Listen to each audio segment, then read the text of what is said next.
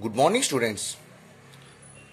We are now in a chapter, or we are now in multiprocessor and multi-computer architecture module. In my previous class, I have talked about memory consistency.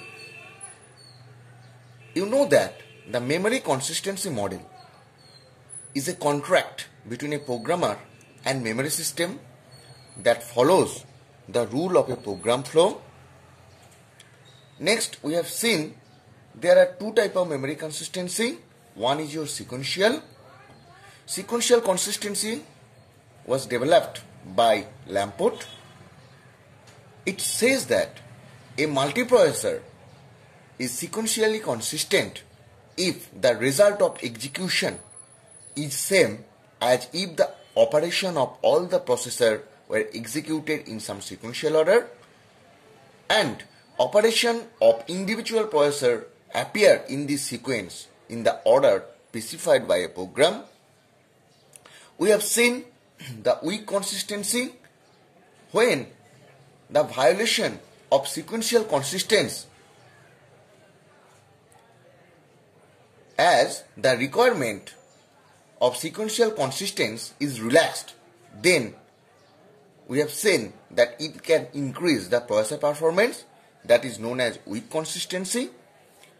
Weak consistency has two parts. One is causal, another one is PRAM.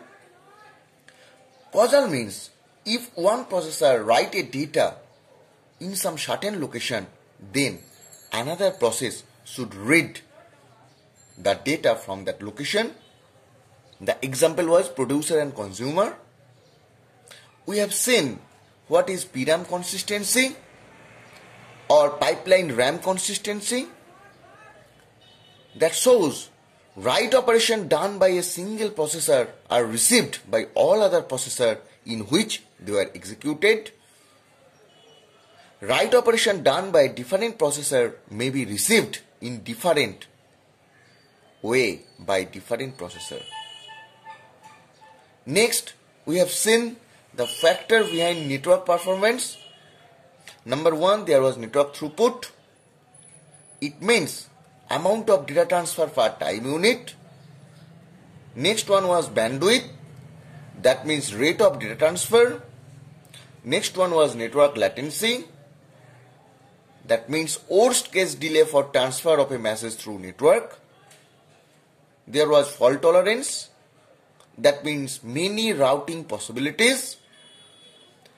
Next one was blocking and non-blocking. Blocking means allowing a message to be buffered for later transmission. Non-blocking means allowing no buffer between source and destination. Now, today's topic is routing.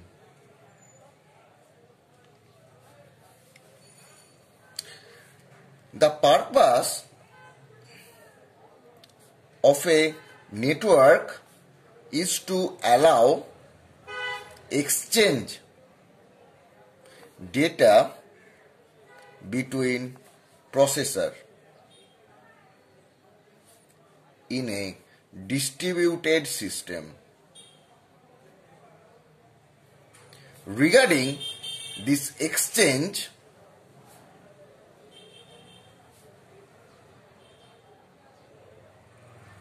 two important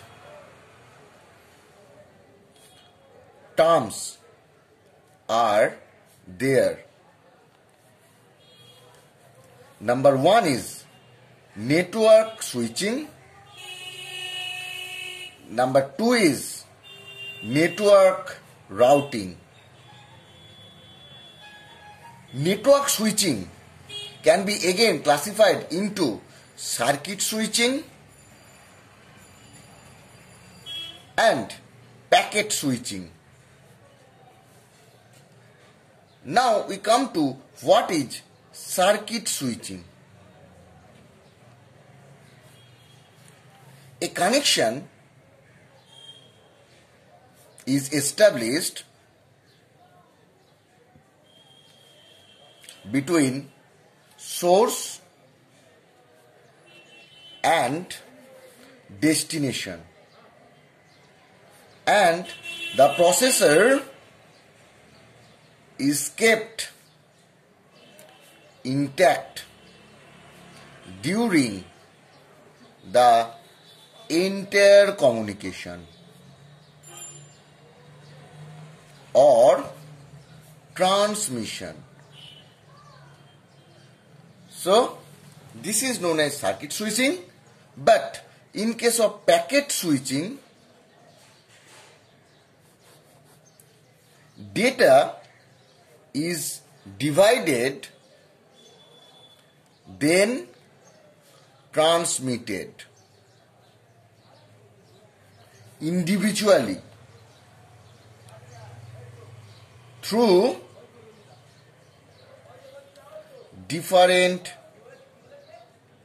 route to the destination. Now, what is the difference between circuit switching and packet switching? Circuit switching was, suppose here is your source, here is your destination. So, there will be a network between the source and destination, and which is kept intact during the entire transmission. And suppose source want to send a packet A to destination, so he will have to move the packet from source to destination in the same network. But in case of packet switching, the message A is divided, suppose in A.1, A.2, A.3 and A.4, and here is your source, here is your destination, and there are many routing. That means there are many connection. Suppose this is a connection, this is A, this is your source and destination, here is your another processor B, there is another one, that is your C. So, in this diagram, it is shown that there are 4 connections between source and destination. A1 packet can be sent through this network, then A2, here A3 and A4. So, data is divided, then transmitted individually through different route to the destination. That is the basic principle of data transfer using packet switching. Now we come to network routing. It refers to the method of steering data through network. In other words, it can be says that it defines the route which must be followed by data through the network in order to reach to the destination.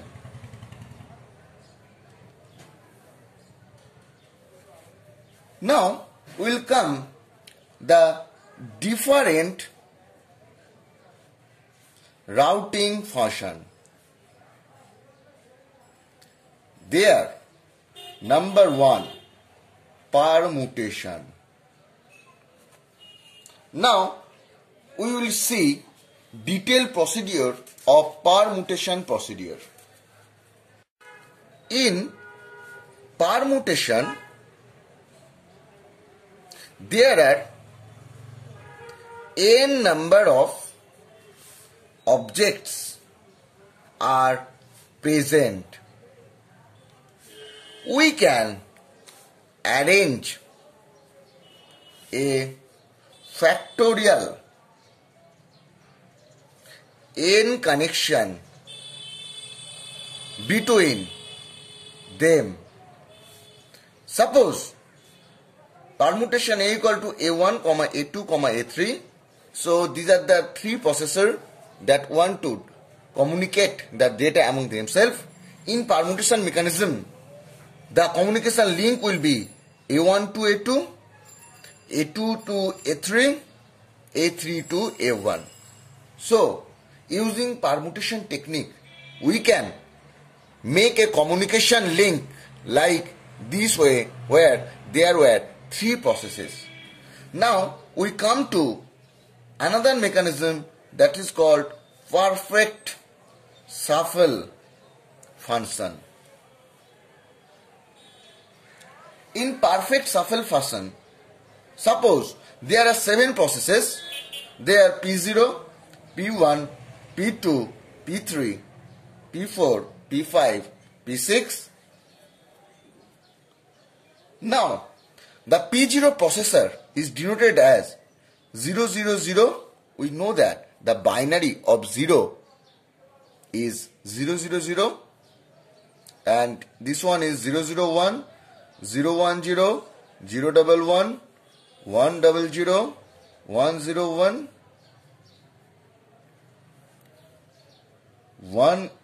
110, and next one is 111, that is known as P7. So here are 8 processor. We have shown it as P0 to P7, and in the left hand side the binary representation is given. Here the communication link will be followed by this technique. Suppose this is 000, he will, or the processor will make a contact with this 0 will come to here, and it is this one. So this process P0 will make a communication link whose binary number is this one.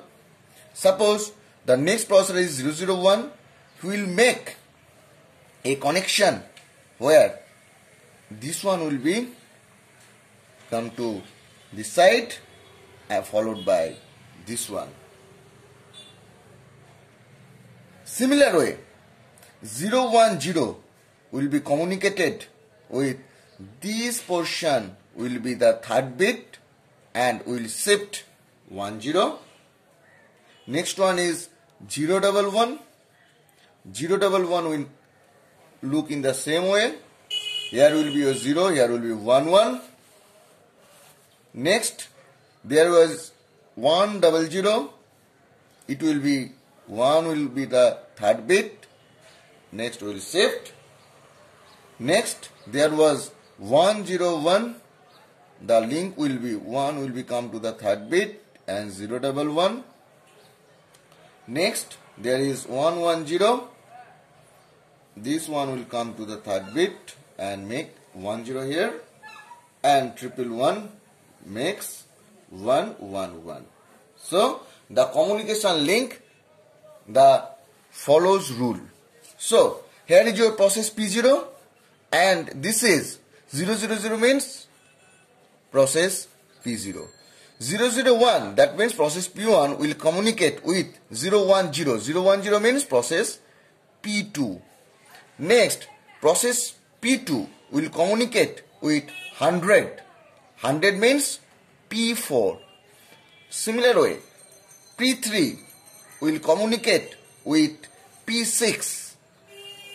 Next, P4 will be communicated with P1. P5 will be communicated with P3. And P6 will be communicated with P5, and P7 will be communicated with P7. So this is known as perfect shuffle mechanism. In perfect shuffle mechanism, there were 8 processes that want to communicate with other processes, and the rules are we will convert the process into binary number, then we will follow this logic where the first bit will be the third bit of that communicating processor, and then the remaining bit will be left shift. So this is known as perfect shuffle